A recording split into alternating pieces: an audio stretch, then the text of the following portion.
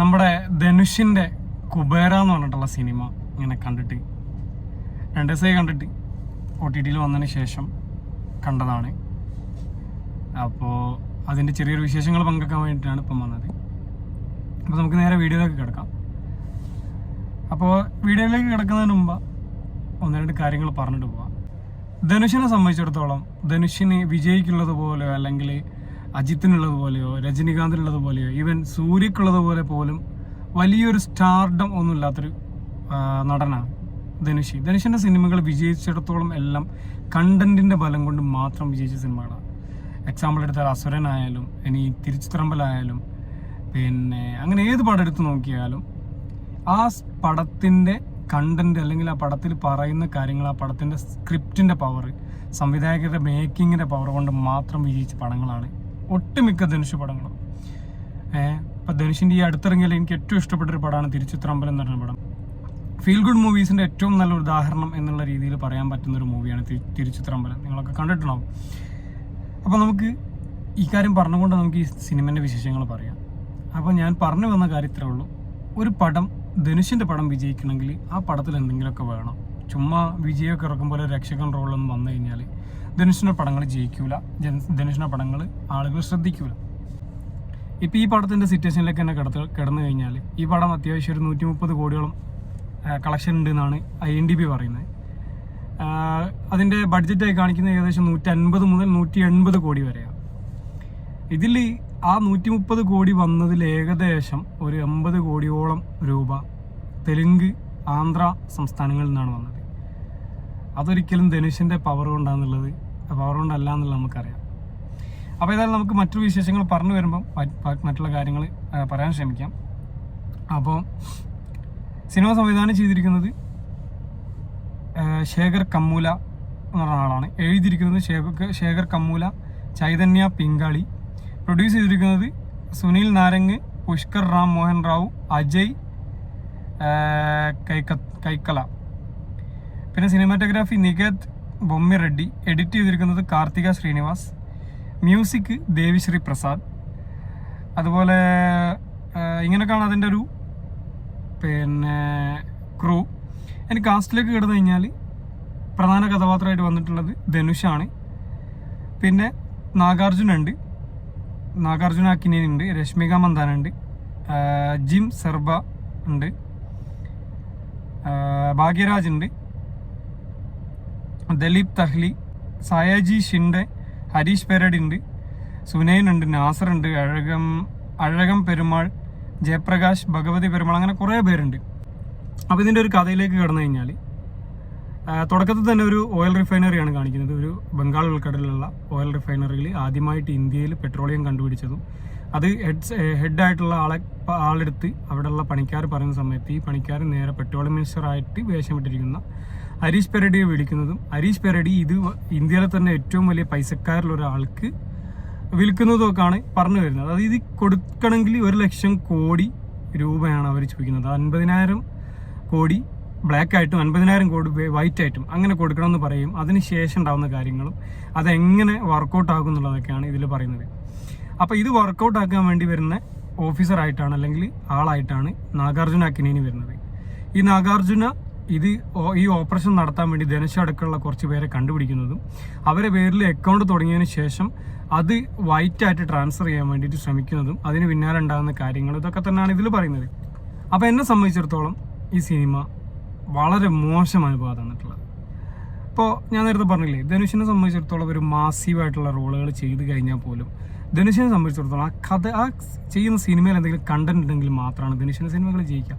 ഇതിനകത്ത് ഒരു കണ്ടന്റും ഇല്ല. നമ്മൾ കാലങ്ങളായിട്ട് കണ്ടുവരുന്ന ഒരു ചെറിയൊരു കണ്ടന്റും കാര്യമൊക്കെ വെച്ചിട്ട് നിർമ്മിച്ച സിനിമ. പക്ഷെ എന്നാലും കൂടെ അത് അത്യാവശ്യം നല്ലൊരു മേക്കിംഗ് ആയിരുന്നെങ്കിൽ ഒരു പക്ഷേ തമിഴ്നാട്ടിൽ കുറച്ചുകൂടെ ക്ലിക്കായി, ഒരു പക്ഷേ ഇപ്പോൾ ഉള്ളതിനേക്കാണ് അപ്പുറത്തേക്ക് പ്രൊഡ്യൂസർ ഒന്നുകൂടെ സേഫായൊക്കെ ചെയ്യായിരുന്നു. കാരണം ഇതിപ്പോൾ ധനുഷിനെ സംബന്ധിച്ചിടത്തോളം നോക്കുകയാണെങ്കിൽ ധനുഷ് ഒരു അപ്പാവി എന്ന് പറഞ്ഞാൽ ഒരു ഇത്രയും പാവപ്പെട്ട ഒരു മനുഷ്യൻ, അതായത് പണം കൊണ്ട് മാത്രമല്ല അദ്ദേഹത്തിൻ്റെ ആറ്റിറ്റ്യൂഡ് കൊണ്ടും സംസാര ശൈലി കൊണ്ടും എല്ലാം ഇത്രത്തോളം ഒരു പാവപ്പെട്ട ഒരു മനുഷ്യൻ ഇന്ത്യയിൽ തന്നെ കാണില്ല എന്നുള്ള രീതിയിലുള്ള ഒരു കഥാപാത്രമാണ് ധനുഷിൻ്റെ കഥാപാത്രം. ഒരു മൊബൈൽ ഫോൺ യൂസ് ചെയ്യാൻ അറിയാത്ത, എന്താ പറയുക, ഇന്നത്തെ ഇന്ത്യൻ സാഹചര്യങ്ങൾ കൃത്യമായിട്ട് മനസ്സിലാക്കാത്തൊരു തരത്തിലുള്ള സ്ക്രിപ്റ്റാണ് ഇതിലുള്ളത്. കാരണം ഇന്ന് ഇന്ത്യയിൽ നമ്മളൊക്കെ പല സ്ഥലത്തും കണ്ടിട്ടുള്ളതാണ്, പിച്ചക്കാരാണ് ഏറ്റവും കൂടുതൽ പൈസ ഉണ്ടാക്കുന്നത്. ഇതിലുള്ള പിച്ചക്കാർ മുഴുവൻ ഒരു രൂപ പോലും എടുക്കാനില്ലാത്ത പിച്ചക്കാരാണ്. പിച്ചക്കാരെ ഇതാക്കി പറയല്ല, പല ന്യൂസുകളും നമ്മൾ കണ്ടതാണ് ഒരുപാട് പൈസ ഉള്ള പിച്ചക്കാരൻ ന്യൂസുകൾ. അപ്പം അങ്ങനത്തെ ഒരു സാഹചര്യത്തിൽ ഇത്രയും ഒരു അപ്പാവിയായിട്ടുള്ള പിച്ചക്കാരനെ ഞാൻ ആദ്യമായിട്ട് കാണാം. പിന്നെ അഭിനയത്തിൻ്റെ കാര്യം വെച്ച് നോക്കുകയാണെങ്കിൽ ധനുഷിന് ഇതിലും നന്നായിട്ട് ചെയ്യാൻ കഴിയും. നമ്മളത് കണ്ടതുമാണ്. ഒന്നുമില്ലാന്ന് വെച്ചാൽ ഒന്നുമില്ല. ജസ്റ്റ് ആ ചുമ്മാ ഒരു അപ്പാവിയായിട്ടുള്ള ഒരാൾ അയാളെ നാഗാർജുനൻ്റെ കഥാപാത്രം കൊണ്ടുപോകുന്നു.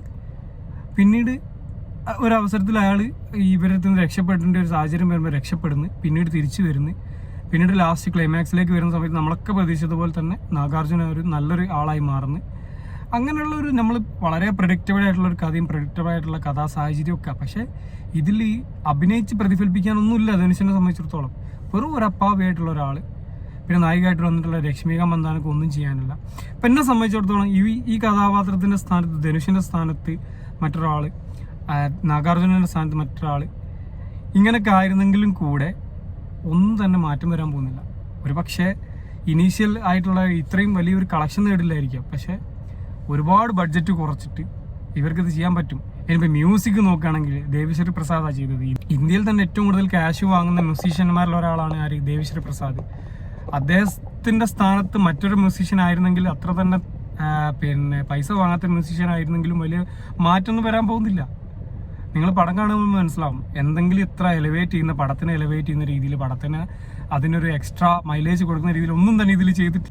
അപ്പോൾ ഇതിലുള്ള ടെക്നീഷ്യൻസിനെ മാറ്റി, നടന്മാരെ മാറ്റി, ഇത് ഒരു ചെറിയ സ്കെയിലിൽ ചെയ്താൽ പോലും വലിയ മാറ്റമൊന്നും വരാനില്ല. അപ്പോൾ ധനുഷുള്ളത് കൊണ്ട് എന്തെങ്കിലും എക്സ്ട്രാ ഇതിൽ കിട്ടിയിട്ടുണ്ടോ? ഒന്നും കിട്ടിയിട്ടില്ല.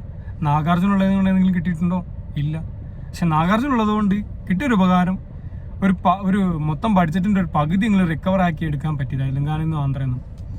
അതിനപ്പുറത്തേക്ക് നാഗാർജുനക്ക് ഇതിലെന്തെങ്കിലും വലിയ പ്രാധാന്യം ഉണ്ടോ? അതുമില്ല. അപ്പോൾ ഇങ്ങനെയൊക്കെയാണ് അതിൻ്റെ ഒരു സ്ഥിതികൾ കിടക്കുന്നത്. ഈ പറയപ്പെട്ട നടിമാരെ സ്ഥാനത്ത് വേറെ ഏതെങ്കിലും ഇത്ര തന്നെ സ്റ്റാർ വാല്യൂ ഇല്ലാത്ത നടന്മാരാണെങ്കിലും കൂടെ ഈ കഥയിലോ കഥാസന്ദർഭത്തിലോ ഒന്നും വലിയ മാറ്റം വരാൻ പോകുന്നില്ല. കാരണം ഇതിൽ ധനുഷ് എന്ന നടനെ സംബന്ധിച്ചിടത്തോളം വലിയ രീതിയിൽ അഭിനയിച്ച് കാണിക്കാനുള്ളതൊന്നുമില്ല. പിന്നെ എന്നെ സംബന്ധിച്ചിടത്തോളം വില്ലൻ ഒരു അത്യാവശ്യം ഒരു സ്റ്റാൻഡേർഡ് ആയിട്ടുള്ള ഒരു വില്ലനായിട്ട് എനിക്ക് തോന്നി. വില്ലനിസം കൊണ്ട് അദ്ദേഹത്തിനൊരു വളരെ ചെറിയ മനുഷ്യൻ. നിങ്ങൾക്കറിയാം, ആ നടനെ നിങ്ങളൊക്കെ കണ്ടിട്ടുണ്ടാവും, പല സിനിമകളിലും കണ്ടിട്ടുണ്ടാവും. അതായത് ജിം സർബ എന്ന് പറഞ്ഞ ഒരാളാണ്. ജിം സർബ വളരെ മെലിഞ്ഞിട്ടുള്ള ഫിസിക്കൊന്നും ഇല്ലാത്ത ഒരാളാണ്. ഇങ്ങനത്തെ ഒരാൾ വില്ലനായിട്ട് വരുന്ന സമയത്ത് നമ്മൾ പ്രതീക്ഷിക്കുന്ന ഒരു സംഭവം നല്ല ഇതിൽ നിന്ന് കിട്ടുന്നത്.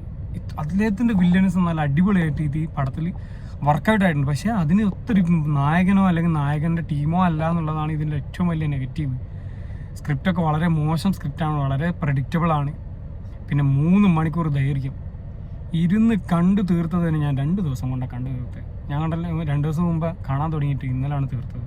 കാരണം അത്രയും ലെങ്ത്തുള്ള ഒരു പടം അതിനപ്പുറത്തേക്ക് ബോറടിക്കുന്ന രീതിയിൽ എടുത്തു വെച്ചത് കൊണ്ട് വല്ലാണ്ട് ലെങ്ത്ത് ഫീൽ ചെയ്യുന്നുണ്ടെന്ന്. 3 മണിക്കൂറിൻ്റെ അടുത്ത് പടം, അല്ലെങ്കിൽ 3 മണിക്കൂറിൻ്റെ മുകളിൽ പടം, 3 മണിക്കൂർ 2 മിനിറ്റ് എന്തോ ഉണ്ട് തമിഴ് വേർഷൻ. അപ്പോൾ ഇത്രയും സമയം ഇരുന്നിട്ട് ഇത് കാണാനുള്ളതുണ്ടോ? അതുമില്ല. പറയുന്ന കാര്യങ്ങൾ തന്നെ വീണ്ടും വീണ്ടും ആവർത്തിച്ചുകൊണ്ടേയിരിക്കുക. അതായത് ആവശ്യമില്ലാത്ത കുറേ സീനുകൾ കുത്തി നിറച്ചിട്ട് അങ്ങനെ ഒരു വളരെ ബേസിക് ആയിട്ടുള്ള ഒരു സ്ക്രിപ്റ്റിൻ്റെ ഒരു ബലം പോലും ഇല്ലാത്ത രീതിയിലുള്ള ഒരു സ്ക്രിപ്റ്റും കാര്യങ്ങളൊക്കെ വെച്ചിട്ട് ഒരു പടം എടുത്ത് വെച്ചിരിക്കുകയാണ് കുബേര എന്ന് പറയുന്നത്. ഞാൻ പറഞ്ഞു, എന്നെ സംബന്ധിച്ചിടത്തോളം ഇവിടെ ധനുഷിൻ്റെ സ്ഥാനത്ത് മറ്റൊരാളാണെങ്കിൽ ഇതിൻ്റെ റിസൾട്ടിൽ വലിയൊരു മാറ്റമൊന്നും വരാൻ പോകുന്നില്ല. എന്നെ സംബന്ധിച്ചിടത്തോളം വളരെ ബിലോ ആവറേജ് അനുഭവം തന്നിട്ടുള്ള, മേക്കിംഗ് കൊണ്ടും ഡയറക്ഷൻ കൊണ്ടും അഭിനയം കൊണ്ടും എല്ലാം വളരെ മോശം അനുഭവം തന്നിട്ടുള്ള ഒരു സിനിമ തന്നെയാണ് ഈ പടം. ഇതിൽ കുറേ കഥാപാത്രങ്ങൾ വന്നു പോകുന്നുണ്ട്. ഒന്നും തന്നെ കൂടുതൽ വിശദീകരിക്കുന്നില്ല. അപ്പോൾ സമയം കളയാൻ ഉള്ള ആളുകൾ, അതായത് വെറുതെ ഇരിക്കുന്ന ആളുകൾ വേണമെങ്കിലും ജസ്റ്റ് കണ്ടു നോക്കുക. ധനുഷിൻ്റെ പടം എന്നുള്ള നിലയ്ക്ക് നിങ്ങൾ എന്തെങ്കിലും അതിൽ നിന്ന് പ്രതീക്ഷിക്കുന്നത് കിട്ടുന്നുണ്ടോയെന്ന് ഒന്ന് കണ്ടിട്ട് നിങ്ങൾ തന്നെ ഒന്ന് നോക്കുക. അപ്പോൾ ഇതാണ് കുബേര എന്നുള്ള സിനിമേനെ പറ്റി എനിക്ക് പറയാനുള്ളത്. അപ്പം വീണ്ടും അടുത്ത വീഡിയോയിൽ കാണാൻ ശ്രമിക്കാം. Thank you for watching. Have A nice day.